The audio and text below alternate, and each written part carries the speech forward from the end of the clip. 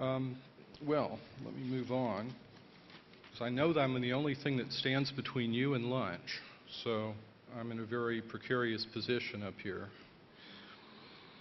I believe this is an example of an innovation in training based on our belief that system-level considerations are essential to discipline-level decisions.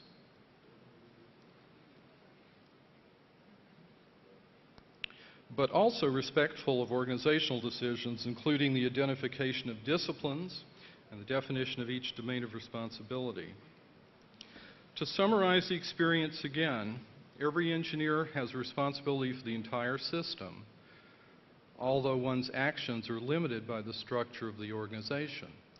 Now, when you get visibility into other people's systems, you know, it's much easier to change somebody else's system than it is your own. We get a great deal of creativity, and we get a great deal of innovation from excited engineers who want to go in and tell people what they've been dealing with for so long with other people's screwed up processes. So it's exciting, it's fun. Let's see. I don't know if I'm going to do that. But let me say that this is a model for a large engineering organization. A very small one, such as one I'm going to tell you about, was at the Jet Propulsion Lab in Pasadena, where I got to watch a small team of about 8 people who were designing this little, this is not it, I just pulled this off of Google, but a camera with its lens and so on. And the lens designer, this was for some possible mission to Pluto at that time.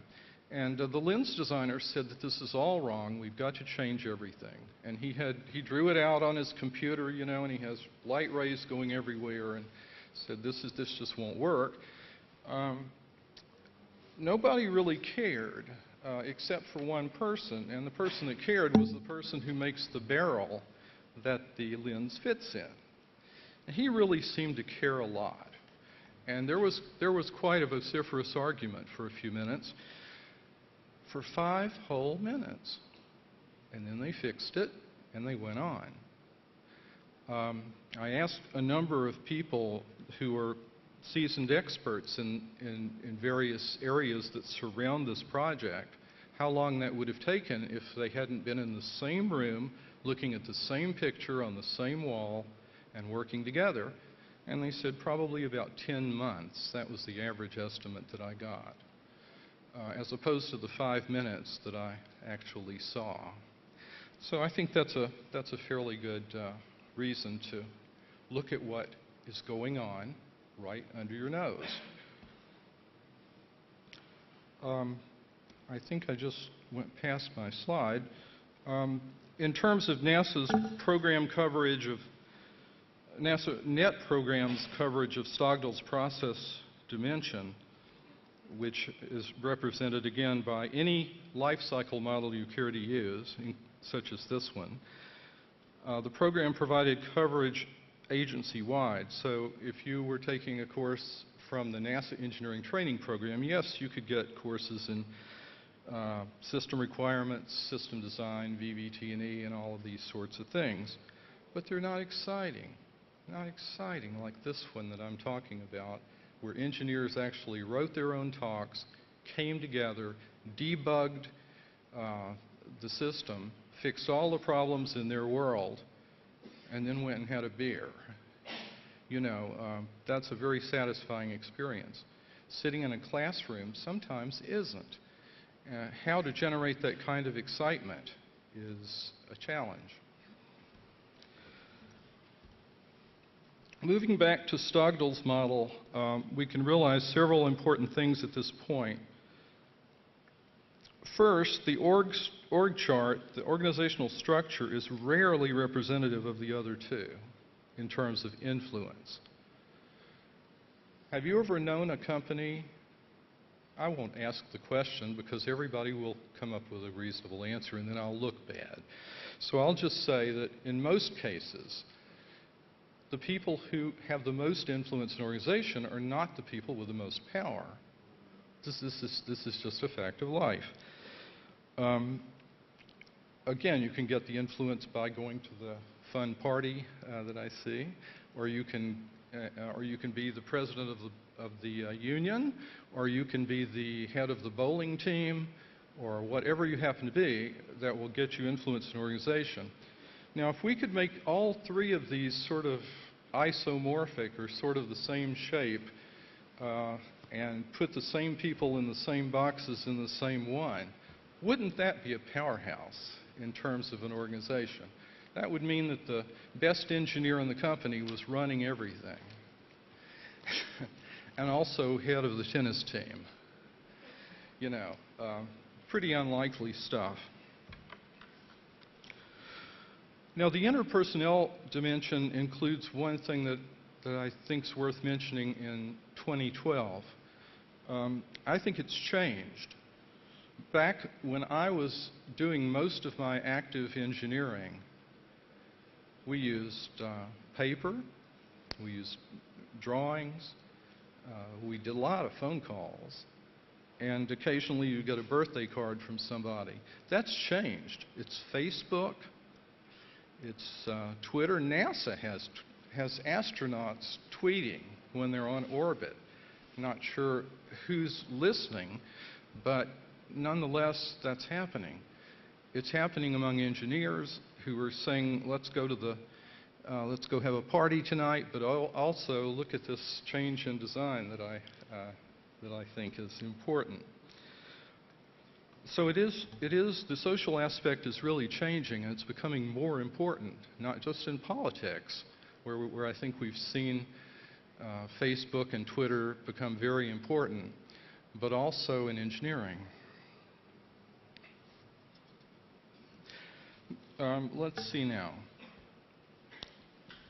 I want to get you to lunch. I did want to talk about my program, but not much, just simply that it did get folded in. I think when you're successful, you get folded in and to larger programs. So the APPL program was much larger than the NASA Engineering Training Program, and it all got merged together.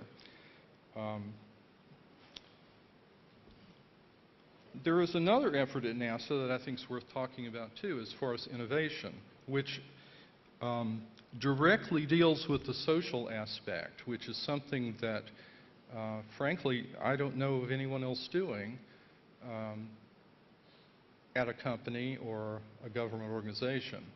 And basically what's happening here is that the centers are picking their best engineers and calling them Systems Engineering Leadership Development Program candidates, sending them to 1 year of going around and talking to each other every day on email or Facebook or whatever, having them listen. In this picture, that's the chief engineer of NASA giving a lecture on something or other, and just interacting with each other so that at the end of a year, there's a cadre of 20 people or so that know each other, and they've worked through the same problems, and besides that, they've been integrated backward with previous classes so that there's a built-in constituency. If you can say that one of the systems engineers has come up with an idea, and you get all these people behind it, your influence model really shifts toward the social dimension. It's an interesting phenomenon to watch, and NASA's planning for that with this course.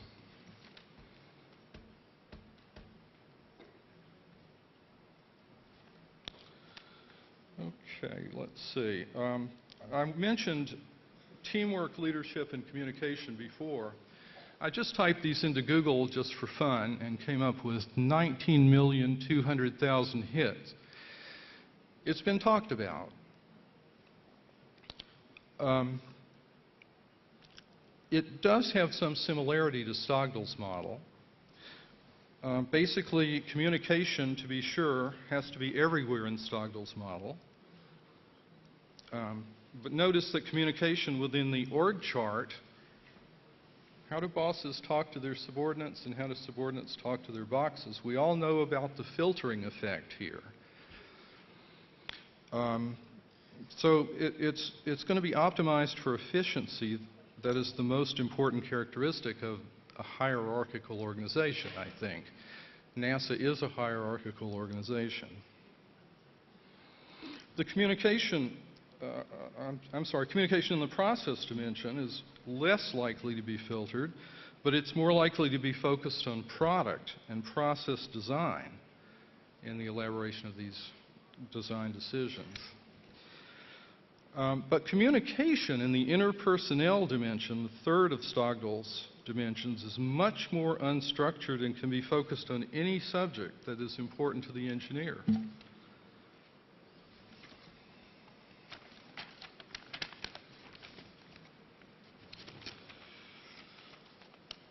And that brings us to the third part of Stogdell's model, the organizational structure.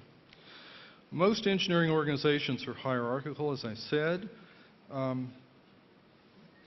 Actually, someday I hope to develop a cartoon that shows the first manager in history. You know, a cartoon in the sense of Walt Disney or even cornier than that, perhaps. But the idea is, here's how the cartoon would go. And the characters in it are elves, by the way. You know what elves are, these guys that are sitting around doing work. Here's some elves right here. I don't think these are engineers, but it's an example. Well, the elves are happily working away in my cartoon, and they love what they're doing so much that they don't even want to even talk about it sometimes. They just want to work some more, you know. Real happy engineers. Unfortunately, the landlord appears at the door and demands some rent. The bills for all kinds of processes and services needed by the elves for their work arrive too. The phone is ringing off the wall. We use wall phones in my cartoon. And I'm sure you get the idea that the engineers are getting tired of being interrupted. So realizing that this noise is disruptive and non-productive in my cartoon, one of the engineers, sensing his own responsibility for the entire system, stands up and bravely says, "I will stop my beloved work for a short time and be the manager. Okay? I'll take care of all this nonsense so that other engineers can work without interruption." So the manager's serving the people below. We all know about servant managers. That's kind of the end of the cartoon. But at some point in real life, managers lose their desire to return back to work. They like to be managers. It reminds me, they like to be professional managers in the sense of professional politicians. We're the farmers and the shopkeepers and the physicians who used to stop their beloved work to go be politicians for a short time to serve their country and then go back to farming or whatever they love to do. Not a lot of this going around. Well, I find that in management too. Another example that I particularly like is the example of Apple Computer. If you look back at the history of Apple Computer, Steve Jobs was a genius before and after, but not during John Sculley's tenure as president of Apple. I don't know if you remember that or not, but there was this person in the middle.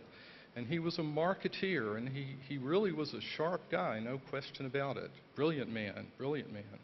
And he was head of a soft drink company, or at least very high up in the management.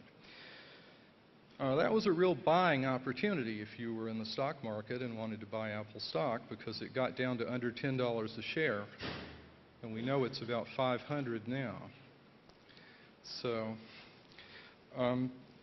these are all these examples in cartoons are oversimplified, of course, to paint a strong contrast between leadership, as it is often practiced, and service.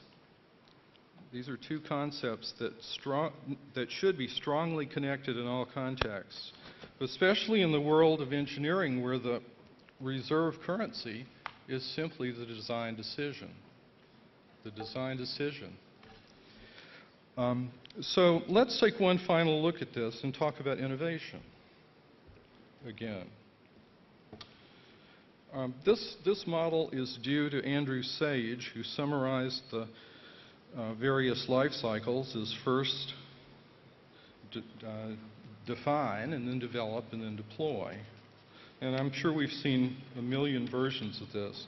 One that I kind of like that varies from it a little bit is this one that says recognize, analyze, and synthesize. Well, in conclusion, if you take a look at this picture, all these steps are vitally important, but the very first step, recognizing the problem, or recognizing that the problem is something you've seen before in some form, is the gatekeeper to the innovation process in this case. If you don't recognize the problem or see a similarity somewhere else, it will be very difficult to deal with. It's the experience. It's the experience. Even if you're making mistakes, it's the experience again, if we could do forced rotations, the world would be a better place. But life's too short for that. So this is an innovation that tries to make up for it. Innovations in engineering training like the Comprehensive System Skills Initiative at Marshall help to fill the gap. So, I think we can have lunch.